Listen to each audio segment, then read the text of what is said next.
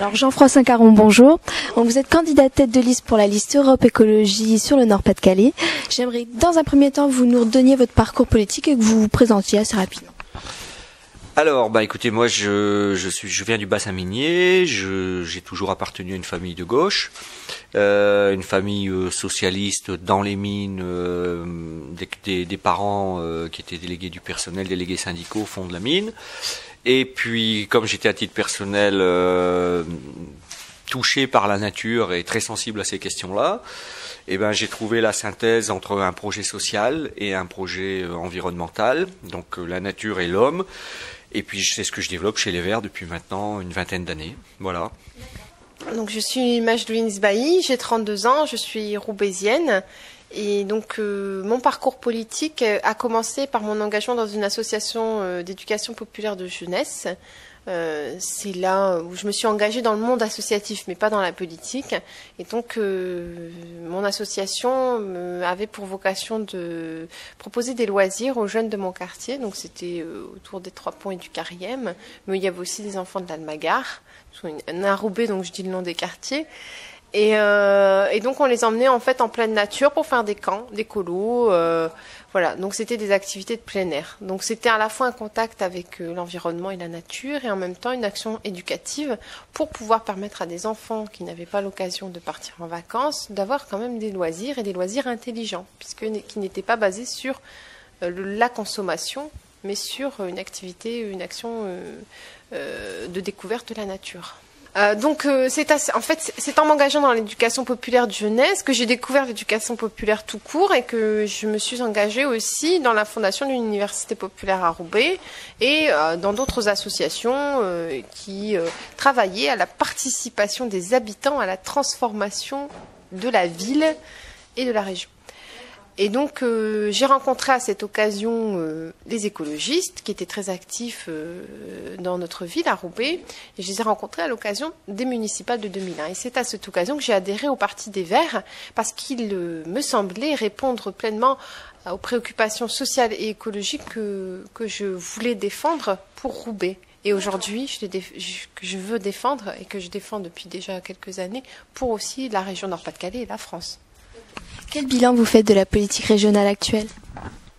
Alors, c'est très compliqué à répondre à ça en une phrase. Je dirais que en même temps, on est affronté à des problèmes au niveau planète, au niveau national, qui sont des choses qu'on n'arrive pas à traiter uniquement par ce qu'on va faire dans une commune ou par ce qu'on va faire au conseil régional. Il y a des grandes décisions qui s'imposent. Par exemple, quand quelqu'un à la bourse va appuyer sur un bouton et va gagner 100 fois plus d'argent que quelqu'un qui va faire une journée de travail dans une usine, il y a quelque chose qui ne va pas dans ce monde-là et on valorise beaucoup trop le capital, la bourse et en gros l'économie libérale. Bon, donc ça se règle pas à l'échelle de la région. Mais à l'échelle de la région, à l'échelle d'une commune, on peut commencer à construire des réponses. On peut commencer à montrer qu'il y a des transformations qui peuvent être mises en œuvre. Un exemple. L'agriculture, aujourd'hui, elle est devenue industrielle. Les agriculteurs ont des machines gigantesques.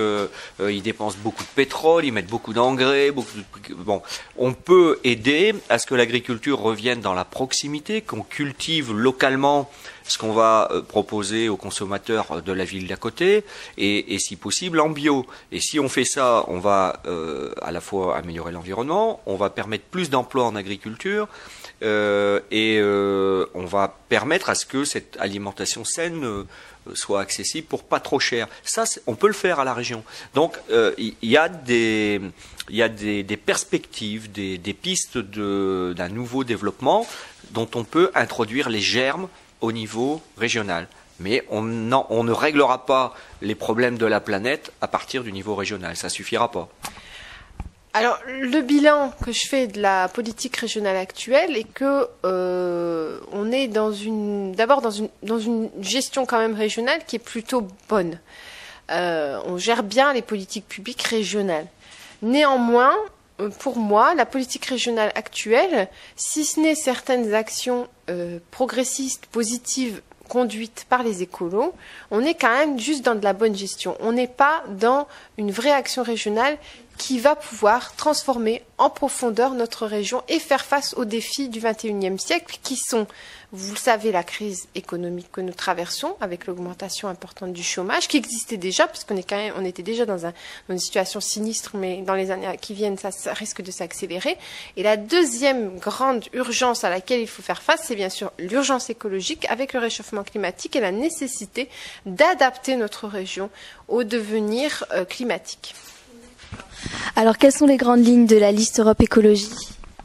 Alors notre programme, c'est la conversion écologique et sociale du Nord-Pas-de-Calais.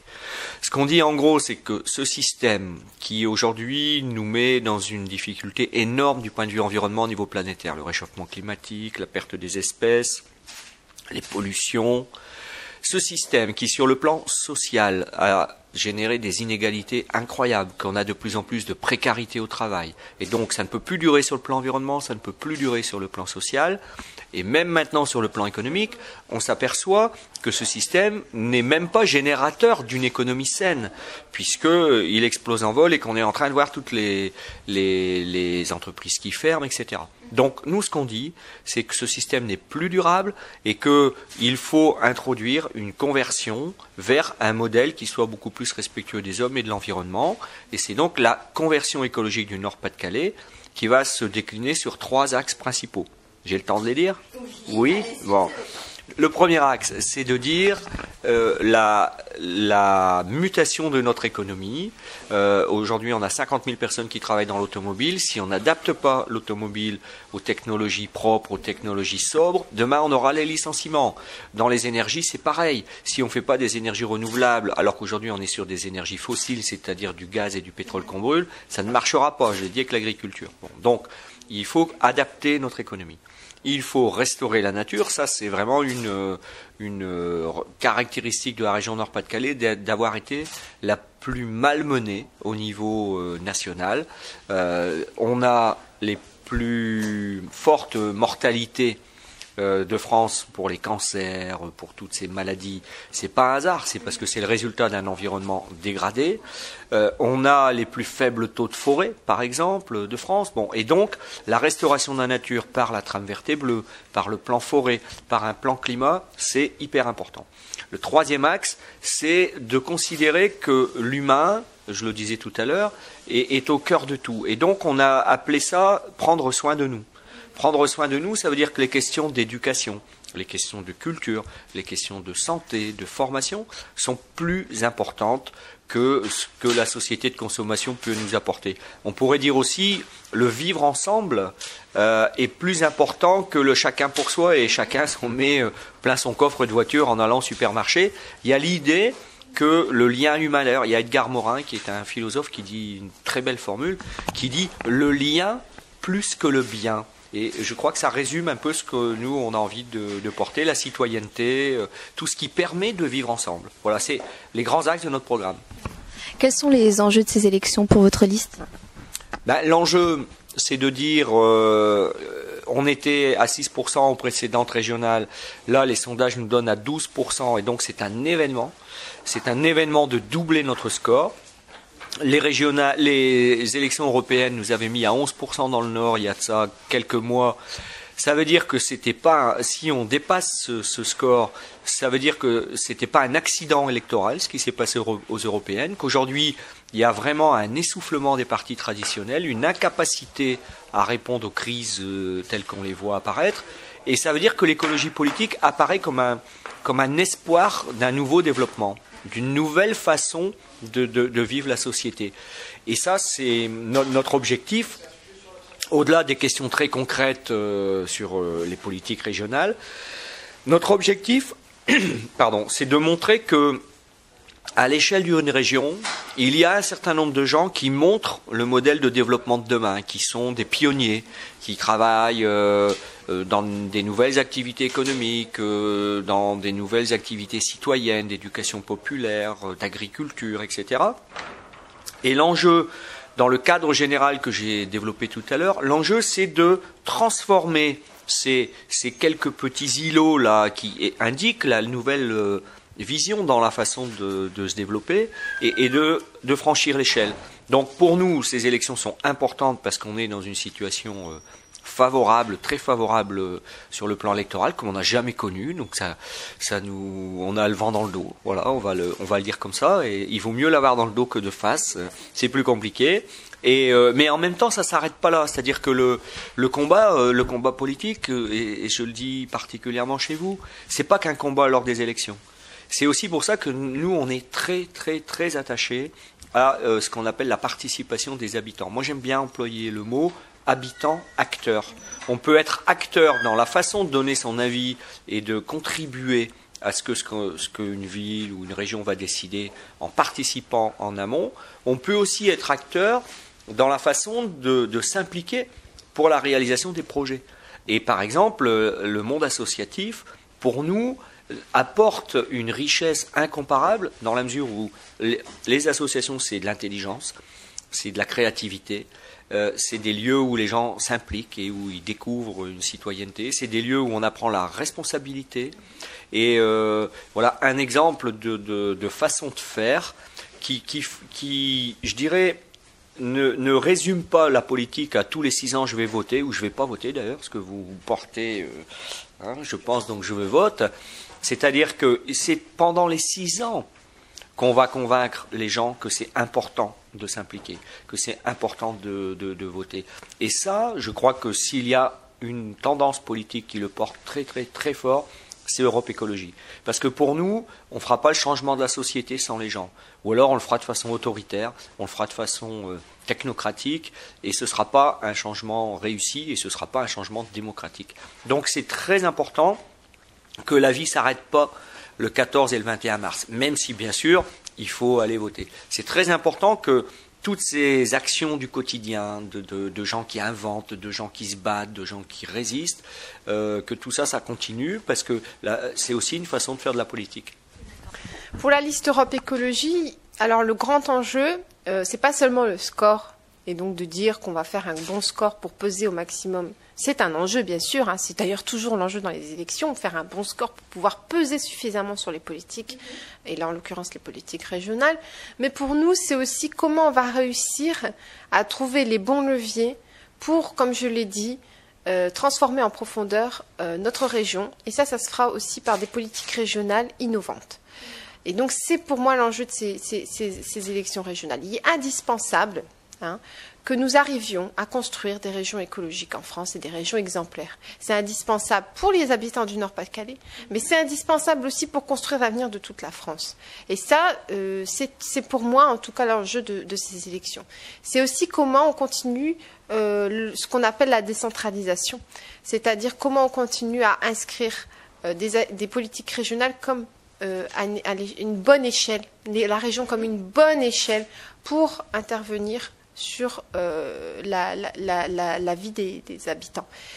Parce que nous, on pense que c'est une bonne échelle, parce que c'est suffisamment près des gens, 4 millions d'habitants dans la région, il y a une proximité qui peut quand même se créer, et en même temps, c'est une échelle d'intervention suffisamment grande pour pouvoir expérimenter des choses à une échelle suffisante. Par exemple, nous voulons expérimenter ou généraliser l'expérimentation sur le partage du travail et la conversion, ce qu'on appelle les contrats de transition professionnelle, c'est-à-dire permettre à des gens de pouvoir changer de métier tout en étant sécurisés dans leur changement de métier. Et ça va être très important parce qu'il y a des activités économiques qui vont devoir se transformer parce qu'elles sont obsolètes dans le sens où elles ne vont pas résister à la fin de l'ère du pétrole.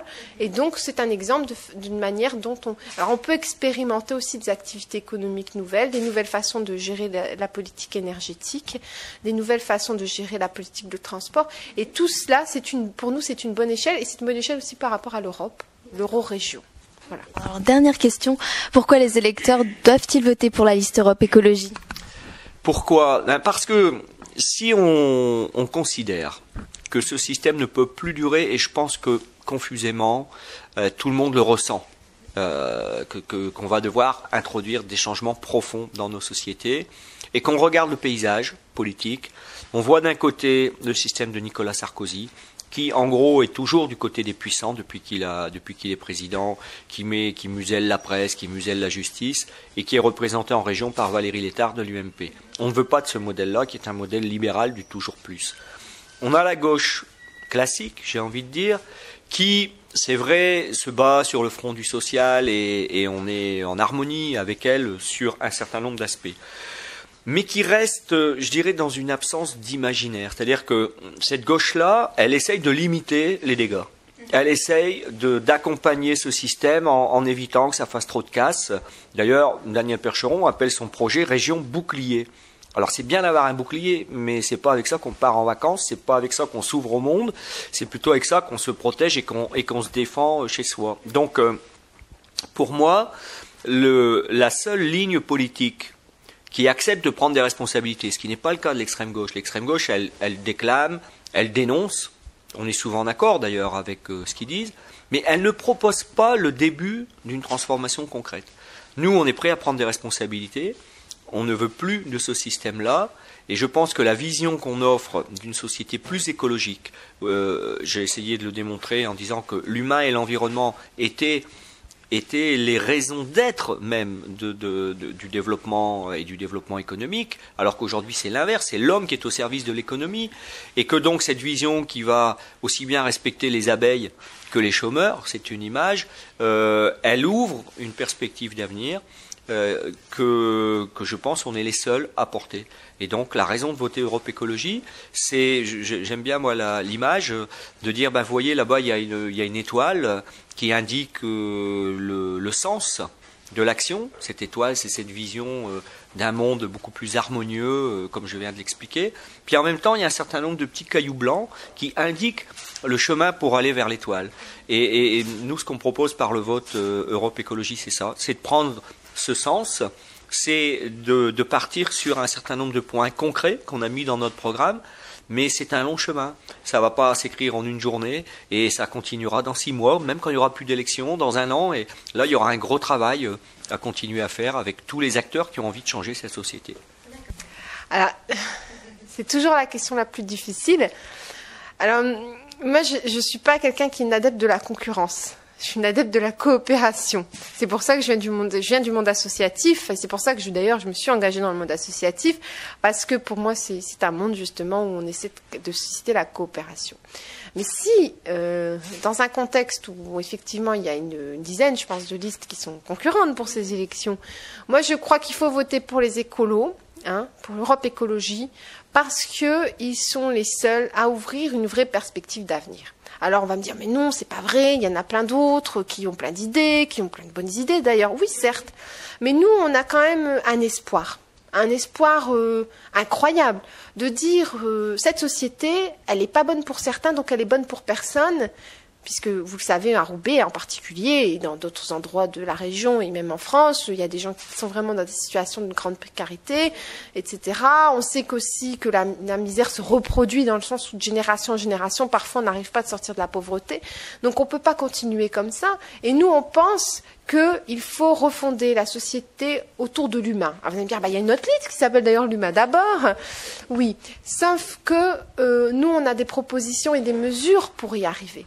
C'est-à-dire qu'au-delà de juste faire une incantation, on propose très concrètement des mesures qui nous permettent d'aujourd'hui, donc de cette année 2010, jusqu'à 2014, mais aussi jusqu'à 2050, un programme qui permet de repenser la façon dont on fait de la politique, de repenser la démocratie, donc ça c'est essentiel, mais surtout de repenser la manière dont on fait de l'économie, la manière dont on fait de l'action sociale, la manière dont on fait de l'éducation, de la formation, tout ça au service de la construction d'un nouveau modèle plus égalitaire, plus juste et plus écologique, qui n'exploite pas l'homme et la nature. Alors je pourrais décliner le programme, mais je pense que mon collègue Jean-François l'a fait, donc je vais pas rentrer dans les détails.